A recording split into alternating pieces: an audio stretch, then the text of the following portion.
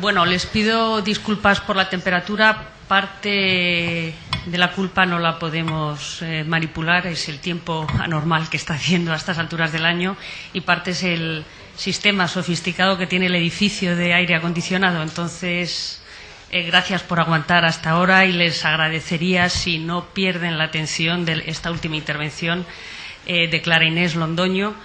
Es trabajadora social, viene desde Cali, desde Colombia. Es especialista en terapia familiar y de pareja, y es la directora ejecutiva de la Corporación Caminos, que es una organización colombiana fundada hace 33 años en Cali, que trabaja fundamentalmente en prevención y tratamiento de alcohol y otras drogas, a través de programas educativos, escolares, laborales y comunitarios. Y para no robarla más tiempo, que es mucho más interesante lo que ella dice que lo que yo voy a decir, ya le cedo la palabra a Clara Inés. Lamentablemente vamos a tener más o menos como media hora. Clara Inés, gracias. ¿Qué dices? No, había un celular ahí. Muchas gracias. Ustedes son los valientes que resisten hasta el final. Gracias a la FA de Eusebio por esta invitación a la Comunidad de Madrid. Yo vengo de Cali.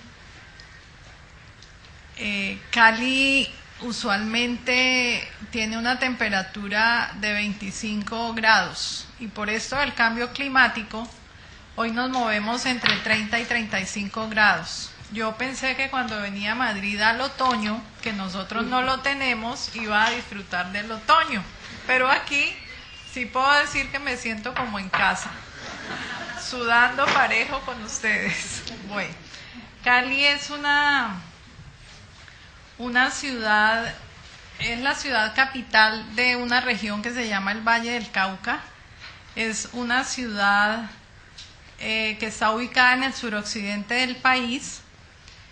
Cuenta con 2.200.000 habitantes aproximadamente, que están distribuidos en 22 comunas y 7 corregimientos.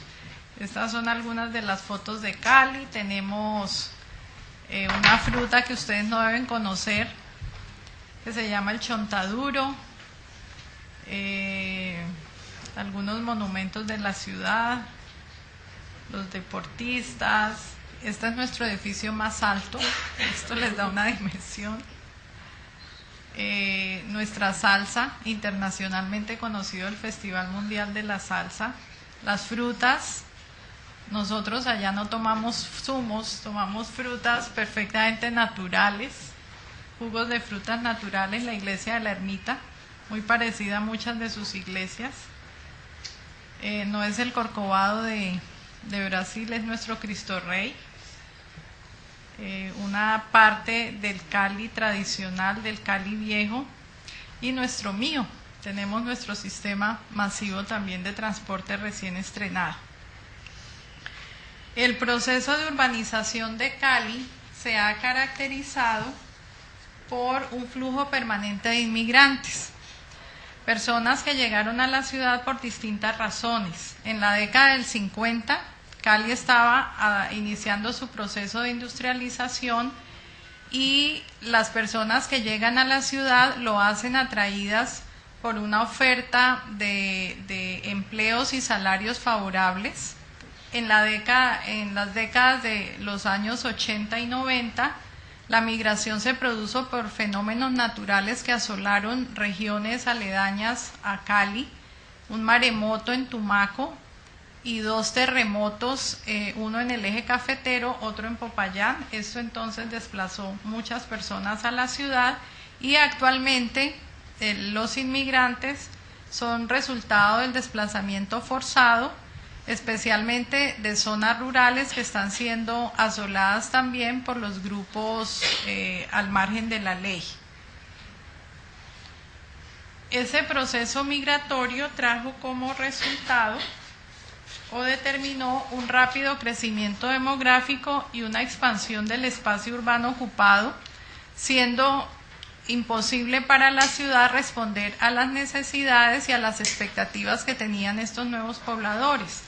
se generan y se amplían entonces los cordones de miseria que se ubican en zonas periféricas de la ciudad, hoy conocidas como el distrito de Agua Blanca, la zona de Ladera, que es donde Caminos hace su intervención.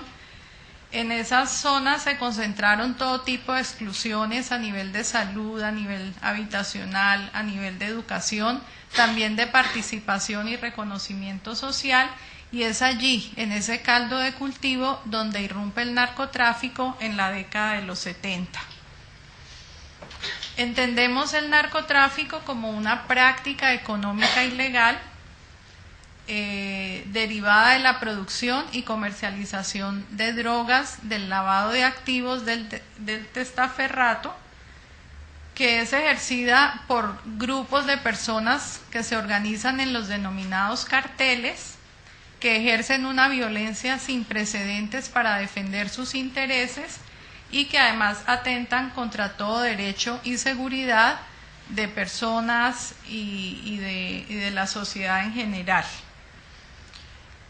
Uno de los primeros efectos del narcotráfico en Cali, en Colombia, es la manera como se instala, la forma como se integra a la sociedad, y son diversos mecanismos los que ha utilizado el narcotráfico en Cali para legitimarse en la necesidad de garantizar su negocio, sus intereses, pero también, como lo decía, de tener la aceptación social.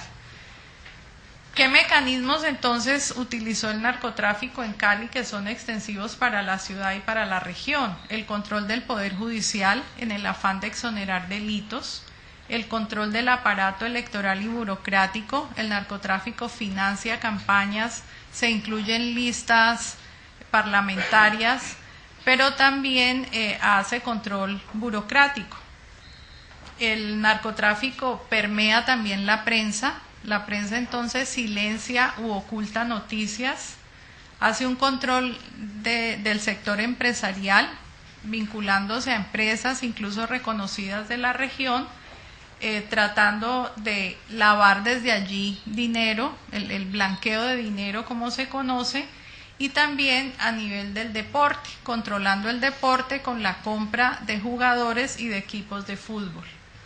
Todo esto trajo consigo la expansión del narcotráfico en la ciudad y también una amplia aceptación social, donde empezó a ser muy tenue la frontera entre lo legal y lo ilegal. A finales de los años 90, los capos del cartel de Cali se someten a las autoridades, pero eso no significa que el narcotráfico desapareció. La tendencia actual es la organización en núcleos diversos, fragmentados, de tal manera que se perpetúan y en las nuevas generaciones, al fragmentarse, se hacen menos visibles a la persecución de las autoridades. De estos excéntricos carteles que teníamos en los años 70-80, hoy tenemos unos carteles que manejan unos perfiles bastante bajos y diera la sensación de que ya no existen, pero ahí están. La productividad del negocio, de la comercialización de la producción y el tráfico de las drogas, genera un dinero rápido que se convierte en un mecanismo de ascenso económico y social, que se instala, como ya lo vimos, de distintas maneras en el aparato estatal, pero que quizá el mayor efecto tiene que ver con las formas de relación de los ciudadanos, cómo cambia la forma como nos empezamos a relacionar en Cali y también en el país. Vamos a mirar entonces algunos detalles. Un primer efecto de esa alteración de las formas de relación tiene que ver con la alteración en valores sociales y conductas individuales de amplios sectores de la población. Muy bien. Esto lo podemos observar en la instalación de una subcultura de la ilegalidad, que, como ya lo han dicho aquí en repetidas ocasiones, se manifiesta en una violación de las reglas de juego para incluirse en la sociedad de mercado, el todo vale para dejar de ser pobre, el no importa que robe, pero que robe poquito, terminamos validando esas conductas perfectamente ilegales. Hay que ascender, no importa a costa de qué. Otro efecto de esa alteración de nuestros valores sociales tiene que ver con la construcción de un imaginario de ciudad frívola. En Cali se exalta el goce, la rumba, el placer como los principales valores ciudadanos. Cali es reconocida como la capital mundial de la salsa. En Cali se baila 24 horas al día y esto en Cali no se llama al día jueves con ese nombre, sino el jueves, el viernes, el sábado, el domingo, y tiene que ver con esto. Hay una alteración también en los ideales de belleza. Se instala lo que nosotros conocemos como la narcoestética o la narcomoda y la narcomoda. La narcoestética tiene que ver con una exaltación sexista del cuerpo de la mujer, donde se destacan estas mujeres hechas con bisturí, mujeres con senos y glúteos grandes, hombres con bíceps y pectorales prominentes, donde hay una moda que exhibe al máximo el cuerpo. Hay un mercado alrededor de los productos de belleza y también de las cirugías estéticas. En Cali se ofrecen paquetes de turismo que incluyen todo tipo de cirugías, y es común que se viaje de otros países, de Europa mismo, a hacerse tratamientos de belleza porque son bastante cómodos si los comparamos con el euro, con lo que podría costar en euros. Otro efecto de esta alteración tiene que ver con la pérdida de la concepción de bien colectivo. Lo individual, el sacar provecho, la ventaja individual, prima sobre el concepto de bien colectivo. Eso es algo que perdimos también. Otros efectos tienen que ver con el despliegue de la sociedad de consumo. Proliferan los centros comerciales donde los narcotraficantes juegan dos roles: o son compradores o son vendedores de mercancías pues muy exóticas, muy excéntricas, que se conocen como el gusto traqueto. Se generó también una doble moral. Por un lado, hay un rechazo al origen de los dineros, pero hay una aceptación para lucrarse de ellos. O sea, no importa a la hora del negocio lucrarse. Estos traficantes, como decía Carlos en una frase célebre, o me vende la tierra o se la compro a la viuda.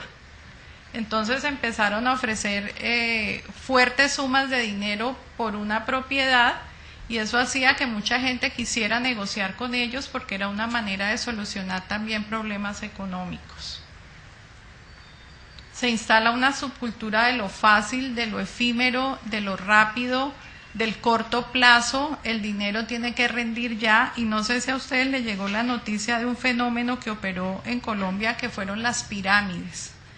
Esto de enriquecerse de inmediato, donde inviertes un dinero y te dan 3 veces el interés en lo que ese dinero vale. Eso es un efecto de esta cultura, del ascenso fácil, del progreso fácil, del trabajo fácil. El narco, que es otro nombre con el que se conoce al mafioso, o el mafioso es otro nombre con el que se conoce al narco, se convierte en un modelo a imitar a nivel de la moda, del lenguaje, de los objetos, de los lugares de reunión. Un lenguaje que era propio de la sicaresca de estos personajes termina involucrándose. Parcero, por ejemplo, es un término que se usa hoy entre los jóvenes, que hubo parce, ¿sí? Este es mi parcero. Todo esto viene de esa herencia. Hay una alteración también en el estilo arquitectónico de algunos barrios, mucho mármol, mucho cemento, capiteles, construcciones muy excéntricas, mucho mármol. Bueno, y otro resultado de esa alteración de valores tiene que ver con la pérdida del valor social de la educación.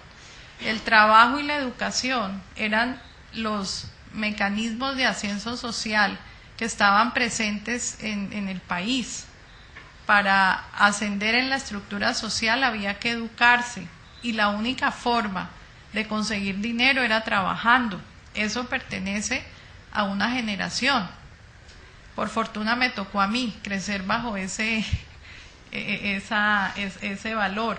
Hoy es más fácil incluirse para ascender socialmente en el negocio del narcotráfico, porque educarse es costoso, porque educarse implica largo plazo. Otro efecto del narcotráfico tiene que ver con la utilización de la violencia en la mediación de las relaciones sociales. Esto se expresa en el fortalecimiento de valores y conductas asociadas a la fuerza. Todo a la fuerza, o me vende la tierra o se la compro a la viuda, es un buen ejemplo. Tenemos muchísimas anécdotas del uso de la violencia, de la fuerza, de las armas para los narcos lograr lo que se proponían. Hay un incremento de asesinatos y de la delincuencia en general, y esto está muy alentado por el colapso del sistema judicial. Habíamos hablado cómo los narcos logran controlar el poder judicial, y esto hace entonces que se cometan delitos y que el castigo y que la sanción tarden o nunca llegue. Hay un incremento también en los niveles de violencia, por un lado al interior de las propias mafias, las pugnas internas que se llaman las vendetas, violencia hacia el Estado, hacia dirigentes que pretendían controlar. Ustedes deben haber escuchado a través de las noticias los dirigentes nuestros que se inmolaron: Luis Carlos Galán, Rodrigo Lara Bonilla, y así tenemos una gran lista de personas. Y también violencia ejercida hacia dirigentes sociales, especialmente sindicales y estudiantiles. Tenemos también un incremento de la criminalidad por, entre comillas, desempleo. Cuando caen los carteles, muchas personas que estaban alrededor de esta economía se quedan sin empleo, entonces terminan vinculándose a oficinas de cobro. Todas las deudas se cobran a través de la fuerza. Otra modalidad de delito que tenemos son los fleteros. Estos, tú vas al banco a cambiar tu cheque y te siguen hasta tu casa, o vas al cajero y te siguen y te quitan el dinero. Y los sicarios, que pues ustedes los conocen muchísimo acá. Tenemos otro resultado, otro efecto del narcotráfico en la ciudad y en el país, y es la transformación de las relaciones de los ciudadanos con la política y el Estado. ¿De qué manera? Por un lado, reforzando el clientelismo y la corrupción como manera de hacer política. Tanto el clientelismo y la corrupción son prácticas de apropiación de dineros del Estado para intereses personales o de un grupo específico de individuos, y nuestra política se sigue haciendo desde allí, desde el clientelismo y la corrupción. Otro resultado es la exclusión política en las regiones. Se genera un vínculo entre narcotráfico y paramilitarismo. Ya les contaba que hay una infiltración a nivel de la política y a nivel de la acumulación de cuotas de poder. Esto hace entonces que una amplia gama de la población no pueda ejercer los derechos de ciudadanía. Y hay otro elemento que no incluye allí, pero que estuve pensando ayer cuando volvía a revisar estas ideas que les iba a compartir, y es el desestímulo para hacer política en personas éticas y honestas. Se estigmatizó de tal manera el hacer política que personas valiosas del país decidieron marginarse justamente para no caer en ese estigma. Otro efecto tiene que ver con la profundización de las desigualdades sociales, un deterioro de las condiciones económicas por la ampliación de la brecha entre ricos y pobres, un grupo con un poder adquisitivo muy grande frente a otro que cada vez tenía menos, una concentración de la propiedad agraria y su transformación en ganadería extensiva. De esto hablaba un poco Carlos Arturo esta mañana. Estos narcotraficantes empiezan a comprar pequeñas fincas que estaban dedicadas a la agricultura, las unen y conforman entonces grandes extensiones. Esto genera desempleo, migración, subempleo.